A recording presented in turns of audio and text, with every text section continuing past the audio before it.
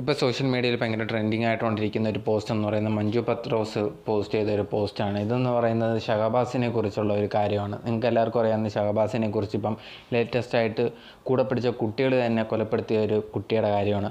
ഈ ഒരു മഞ്ജു പത്രോസ് ഒരു പോസ്റ്റ് ഇട്ടേക്കുന്നത്, എൻ്റെ കുട്ടിക്ക് അത് നടന്നിരുന്നെങ്കിൽ എനിക്ക് ഒരിക്കലും ഇത് സഹിക്കാൻ പറ്റത്തില്ലായിരുന്നു. കാരണം എൻ്റെ മോനിപ്പോൾ 18 വയസ്സോളം ഉണ്ട്. അവൻ ചെറുതായിട്ട് എന്തെങ്കിലും ബുദ്ധിമുട്ടുണ്ടെങ്കിൽ തന്നെ എനിക്ക് ഭയങ്കര ടെൻഷനാണ്. അവൻ എന്തെങ്കിലും മുറിഞ്ഞാൽ തന്നെ ഞാൻ അവനെന്തെങ്കിലും ഇഷ്യൂസ് ഉണ്ടോ, അവൻ സംസാരിക്കുമ്പോൾ എന്തെങ്കിലും ഇഷ്യൂസ് ഉണ്ടെന്ന് അറിഞ്ഞാൽ പോലും അവനെ പിന്നെ ഇങ്ങനെ കോൾ ചെയ്തുകൊണ്ടേയിരിക്കും. ഇങ്ങനെയുള്ള സമയത്താണ് ഇതുപോലെ ഒരു മോൻ മരിക്കുകയുണ്ടായി. അതുപോലെ തന്നെ ആ ഒരു വോയിസ് ക്ലിപ്പിൽ പറയുന്നതുകൊണ്ട് ഞാൻ അവരെ കണ്ണൊക്കെ ഇടിച്ച് പരത്തിയിട്ടുണ്ട്. അവന് കാണാൻ പോലും പറ്റത്തില്ല, കണ്ണൊന്നും ഇല്ലെന്ന്. എൻ്റെ മോൻ്റെ അടുത്ത് ഇത് കണക്ക് എങ്ങാനും ചെയ്തതെങ്കിൽ ഞാനിപ്പം ജയിലായേനെ എന്ന് പറഞ്ഞാൽ അതിൻ്റെ അർത്ഥം നിനക്ക് അത് മനസ്സിലായി കാണുമെന്നാണ് ആ ഒരു പോസ്റ്റിനകത്ത് എഴുതിയിട്ടുണ്ടായിരുന്നത്.